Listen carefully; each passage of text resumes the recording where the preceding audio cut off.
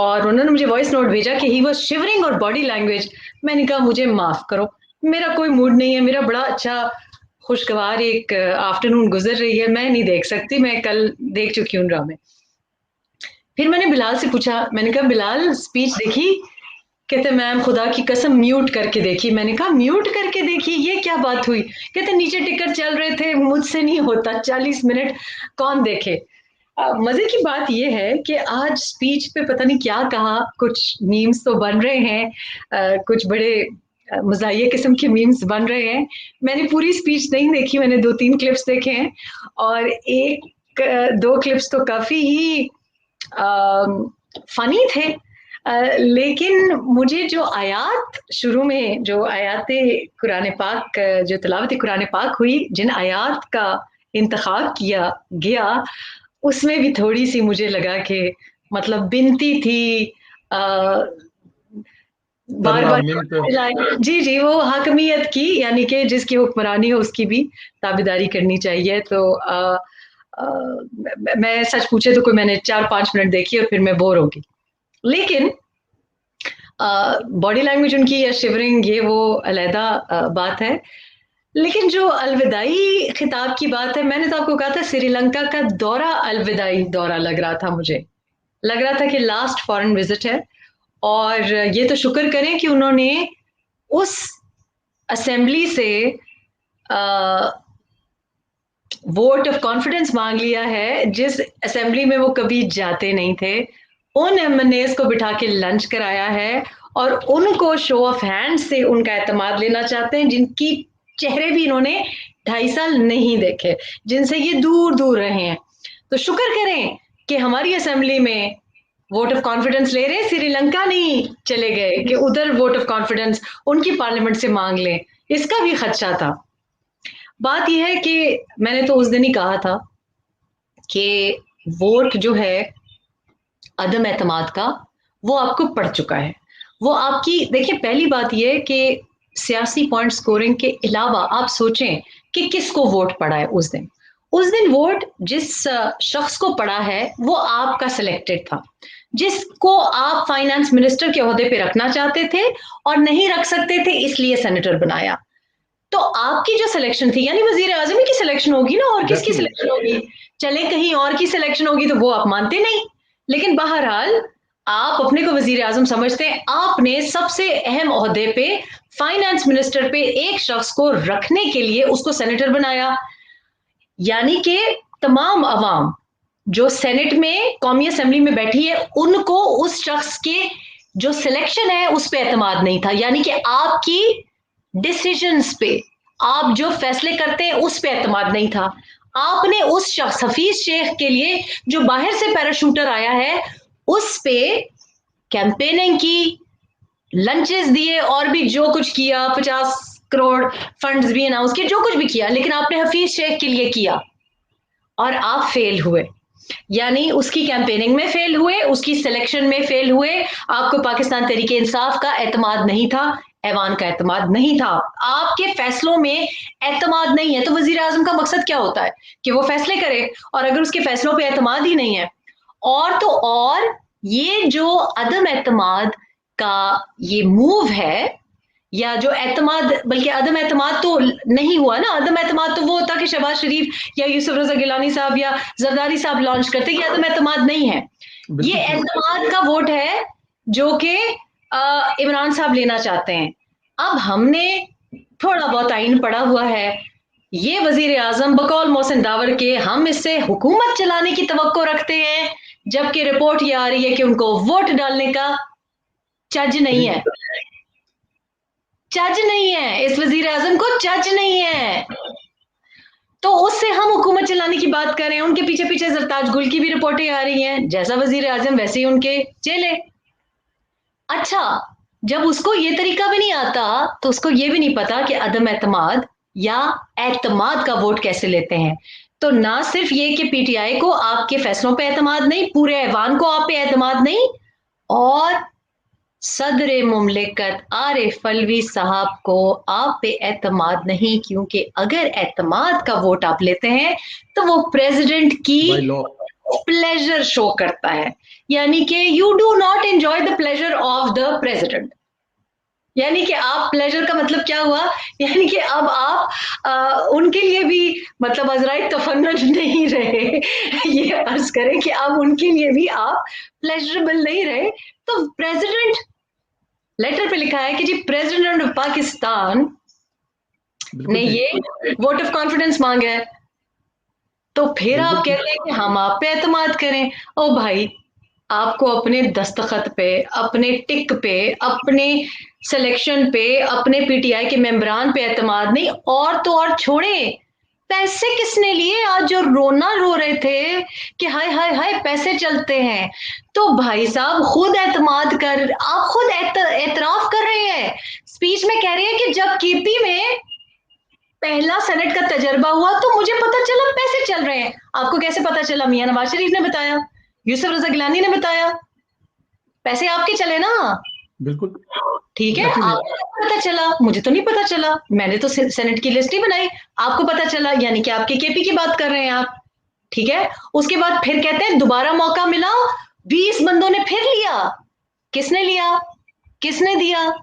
PTI की मेंबरान बिल्कुल होंगे, कैसे, पीटीआई बिल्कुल के रहने वाले होंगे। आपने आज एतराफ कर दिया, एतराफ जुर्म कर दिया अपने अलविदाई खिताब में।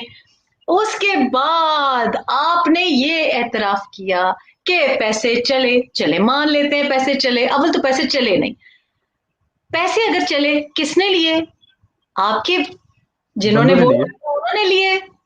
तो फिर ये जो मेरा भाई फैसल जावेद कहता है कि आहा इखलाकी जुर्रत चेक करें, तो भाई मेरे वजीर आजम को कहो इखलाकी जुर्रत दिखाएं। सैटरडे से पहले, हफ्ते के रोज से पहले, वो लोग जो आप समझते हैं कि उन्होंने पैसे लिए हैं, उनको बाहर निकाल दें। लेकिन निकाल, अगर अगर उन्होंने पैसे लिए हैं तो फिर हफ्ते वाले दिन वो वोट कैसे देंगे? नहीं नहीं, हफ्ते के दिन, हफ्ते के दिन उनको जब निकाल दें। आप वोट लेने जाए उससे पहले उनको निकालें। उन्होंने अमन एडा पैसे भी, लिए ना। नहीं, इखलाकी जुर्रत दिखाए ना, इखलाकी जुर्रत दिखाएं। एडा भी आप कमला नहीं बोले हैगा। तुम, हमें तो नाम पता है, आपको भी नाम पता है, बिल्कुल ठीक, टीवी पे चल रहे हैं नाम। बिल्कुल आप नाम चल अगर रहे हैं, ठीक। कहते हैं कि यूसुफ रजा गिलानी पैसों की नोटों पे वोट लिए हैं उसने, तो जिन्होंने नोटों पे वोट खराब किया उनको पहले सैटरडे से पहले निकालें। आपको उन पे एतमाद नहीं होना चाहिए। जिन पे आपको एतमाद नहीं है, जो पैसे लेते हैं, जो जमहूरियत के दुश्मन हैं, उनसे आप एतमाद ले रहे हैं। ये कहाँ की मंतक है? हम सारे, हम सबको आप क्या पाकिस्तान तरीके इंसाफ का यूथिया समझते हैं? मतलब खुदा का खौफ करें, ये क्या लॉजिक है आप मुझे बताएं। अच्छा, अखलाकी जुर्रत ही दिखानी थी, तो भाई मेरा कह रहा था अखलाकी जुर्रत, अखलाकी जुर्रत हमने तो सुना था असेंबलियां तहलील करने जा रहे हैं। दिखाएं अखलाकी जुर्रत, असेंबलियां तहलील करें, दिखाएं अखलाकी जुर्रत, हम सल्यूट पेश करेंगे आपको। हमने 21 तोपों की सलामी दे के आपको ना रुखसत किया, तो नाम बदल दीजिए। बोला फैशन फेयर इलेक्शंस, मियां नवाज शरीफ तो इंतजार में बैठे हैं, मरियम नवाज शरीफ तो इंतजार में बैठी है। और आज देखिए, कोई शायद रात की बात है, कल रात बिलावल भुट्टो ने भी कह दिया, उन्होंने भी कह दिया जी, जी बिल्कुल, तहलील करो। तो जब बिल्कुल ठीक सारी है। कह रही है कि अखलाकी जुर्रत दिखाएं, तो दिखाएं ना जरा अखलाकी जुर्रत। पहले वोट डालना सीखें, फिर तकरीर करना सीखें। पहले वोट डालना करना। अच्छा और ये उसके बताएं, बाद अच्छा ये बताएं कि इनके मेंबरान तो अपने बिके हैं, आप भी बता रही हैं, टीवी पे भी चल रहा है, वो खुद भी बता रहे हैं, तो इलेक्शन कमीशन का क्या कसूर है? सारा गुस्सा तो इलेक्शन कमीशन पे निकाल दिया। भाई, इलेक्शन कमीशन ऑफ पाकिस्तान जो है ना, इनको इदारे तब पसंद आते हैं जब वो इनके बात सुने। आज उन्होंने बड़ा रोना रोया, election of Pakistan, election commission of Pakistan क्या कर रहा है। पहली बात तो ये कि ये कंटेम्प्ट ऑफ कोर्ट बनता है। बिल्कुल ठीक, इलेक्शन ऑफ कमीशन के एग्री। ऊपर उंगलियां उठाना कंटेम्प्ट ऑफ कोर्ट बनता है। चाहिए तो ये है कि इनको पकड़े उसमें। अच्छा, इलेक्शन कमीशन पाकिस्तान क्या कर रहा है? इदारा काम नहीं कर रहा। ये वो इलेक्शन कमीशन ऑफ पाकिस्तान है जिसको आप चेहरा नहीं दिखा रहे फॉरेन फंडिंग में। दिखाइए अखलाकी जुर्रत, दिखाइए अखलाकी जुर्रत, इदारे की प्रेस्टीज बढ़ाएं, इलेक्शन कमीशन ऑफ पाकिस्तान के पास फॉरेन फंडिंग का जवाब दें। हमें ना आज जो इन्होंने पट्टियां पढ़ाई हैं, जो वो स्पीच थी, अपनी तो तारीख पता नहीं किस मास्टर ने इनको पढ़ाई है? पता नहीं, हमने सुना था एचएसएन से पढ़े हुए हैं, ऑक्सफोर्ड से पढ़े हुए हैं। ये कौन सा हिस्ट्री टीचर था इनका? इनका हिस्ट्री टीचर और बाकी पूरी दुनिया का हिस्ट्री टीचर मैं कहती हूँ बिल्कुल जुदा है। ऊपर से हमारे बच्चों को बता रहे हैं, बता क्या रहे हैं, जिसमें मुझे सबसे ज्यादा गुस्सा आया। बाकी आपने जो तबाह किया, बाकी आप जो कुछ कर रहे थे, जो धमकियां दे रहे थे, इधर क्या हो रहा था? इधर धमकी दे रहे थे ना, ट्रेलर चला रहे थे कि बेटा मैं निकलूंगा तो फिर देखो क्या करूंगा, ये चल रहा था, ये ब्लैकमेलिंग चल रही थी। बहरहाल कहते हैं उन सबसे बड़ा गुनाह क्या हुआ कि पॉलिटिकल पार्टीज आ गई मैदान में। और 1985 से पहले तो दूध और शहद की नहरें बह रही थी। इत्तफाकन इत्तफाकन जिस वक्त की ये बात कह रहे हैं, मैंने वो वक्त पाकिस्तान में गुजारा है, मैंने वो वक्त पेशावर में गुजारा है। जुल्म खुदा का करते हैं। ये जो हमारे नौजवान सुन रहे हैं, आप सोच नहीं सकते कि जिया के दौर में क्या नुकसान हुआ पाकिस्तान का। No doubt. अफगानिस्तान का जो हुआ सो हुआ। पेशावर में, मैं बाकी पेशावर में पली बड़ी हूं, 80 की दिहाई में पली बड़ी हूं।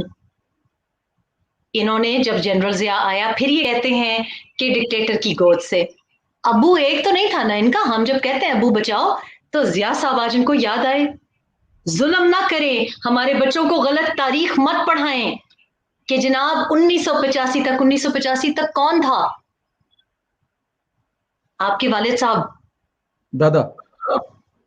चले दादा सही, जनरल जिया साहब का टाइम। आप हमारे बच्चों को ये बता रहे हैं कि जिस डिक्टेटर ने आके एक इलेक्टेड प्राइम मिनिस्टर को फांसी लटकाई, जिसके लिए सिंध हाई कोर्ट ने माफी मांगी, जुडिशियल मर्डर कहा जाता है, जिस जनरल ने आके हमें अफगान वॉर में धकेला, हमारी सोशल फैब्रिक को तबाह किया, जिस जनरल ने आके हमारे मुल्क में माशरे में तफरीक पैदा की, वो जिना का पाकिस्तान और जिया का पाकिस्तान जमीन आसमान का फर्क था।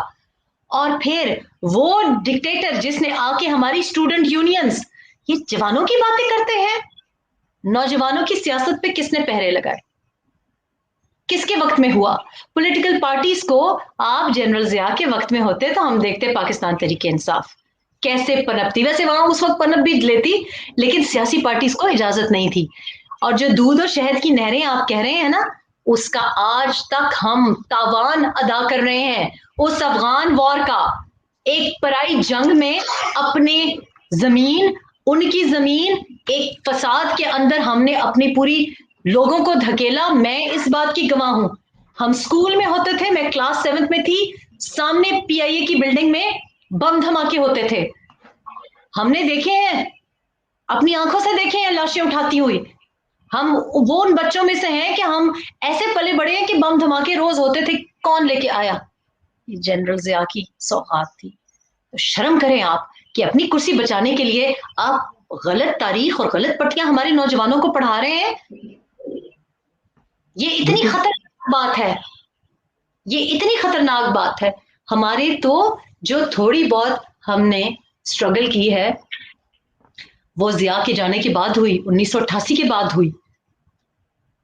वो हादसा ना होता तो उसके बाद हमने देखा मोहतरमा बेनजीर भुट्टो को, हमने उसके बाद देखा मियां नवाज शरीफ की जिद्दोजहद, हमने उसके बाद देखी। और आप बात करते हैं, मतलब जुनेजो जैसा शख्स, मोहम्मद जुनेजो जैसा शख्स, उसको नहीं टॉलरेट करता था डिक्टेटर। हालांकि उनके वक्त में एक्चुअली जुनेजो साहब की लोग बड़ी तारीफ करते हैं। आपने देखा किस तरह से मुंजमद करके लोगों को रखा हुआ था। और आज ही टीवी पे बैठ के हमें कहेगा कि 1985 से पहले तो दूध और शहद की नहरें, जैसी आज दूध और शहद की नहरें बह रही हैं। मतलब जरा शर्म में निगाह ले आए, निगाह में शर्म ले आए। ये भी तो हो सकता है कि आज सुबह उनकी मुलाकात हुई है तो कुछ अच्छा चले। कल रात को पाकिस्तान के कोई फजाई हदूद में या बॉर्डरों पे या कोई ऐसा मसला मसाइल तो हुआ नहीं है, तो फिर आज इनका चीफ ऑफ आर्मी स्टाफ से मिलना, मतलब कि कोई मुल्क की सालमियत पर या कुछ ऐसा, सियासी चीजें तो रोज मुल्क में होती हैं, मामलात होते हैं, लेकिन चीफ ऑफ आर्मी स्टाफ से मिलना, ये कुछ फरमाएंगे इस ये पे? आप सियासत में ना उनको घसीटें। नहीं, आप मैं नहीं घसीट रहा।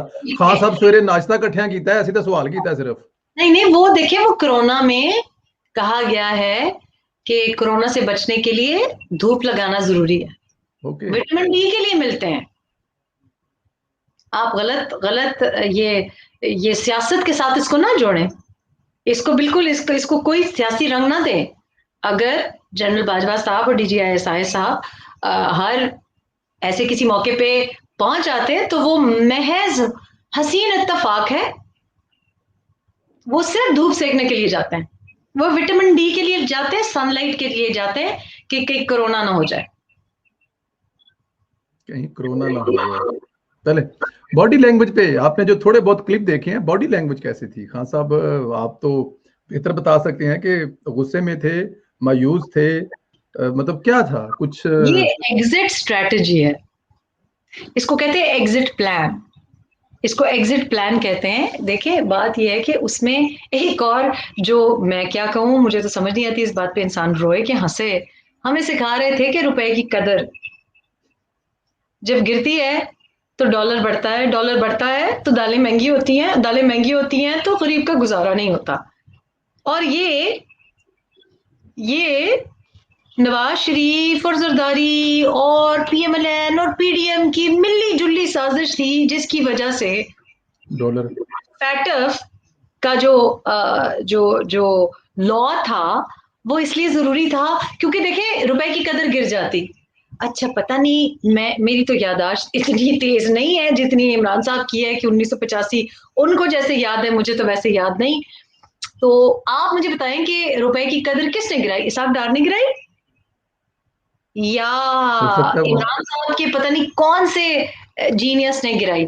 और रुपए की कदर जब गिराई और डॉलर की को जब मुस्तहकम किया, किसके कहने पे किया? और ये जो 6 बिलियन का जो IMF के हाथों मकरूज किया है, ये किसने किया?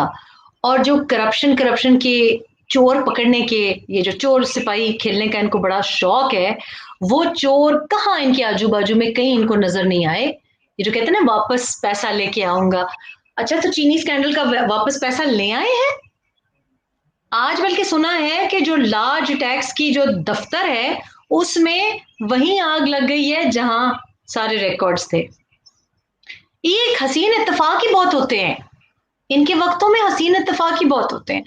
तो बात यह है कि आज बॉडी लैंग्वेज क्या, वो थोड़ा सा कपकपाहट तो मैंने देखी जब दिमाग तक हाथ गया एक लेवल पे, वही क्लिप मुझे किसी ने भेजा था, तो गुस्से का ये आलम। लेकिन हो सकता है कोई और वजह भी हो, क्योंकि आपको पता है इखलाकी जुर्रत में भी इंसान ऐसी हरकतें कर लेता है। और डोज भी, वो बोल रही डोज कि मुझे समझ भी नहीं आ रही, कहते मुझे समझ नहीं आ रही। डोज ये भी ऊपर नीचे हो सकती डोज ऊपर नीचे हो गई हो तो इस वजह से थोड़ा सा वो कपकपाहट या कुछ ऐसा। देखिए, उम्र का ये हिस्सा है, आपको पता है, फिर लोगों को कुछ ना कुछ तो तिब्बी इमदाद की जरूरत होती है। लेकिन बहरहाल आज राना सनाउल्लाह साहब ने भी बहुत अच्छा एक अनाउंसमेंट किया है। और ये देखिए, ये होती है ग्रेस इन पॉलिटिक्स। उन्होंने ये नहीं कहा कि मैं इसी निकाल दूंगा।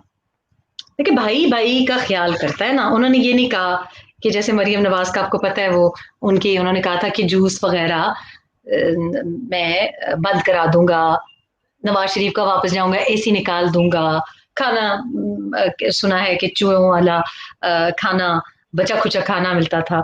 लेकिन राना सनाउल्लाह साहब अब फैसलाबादी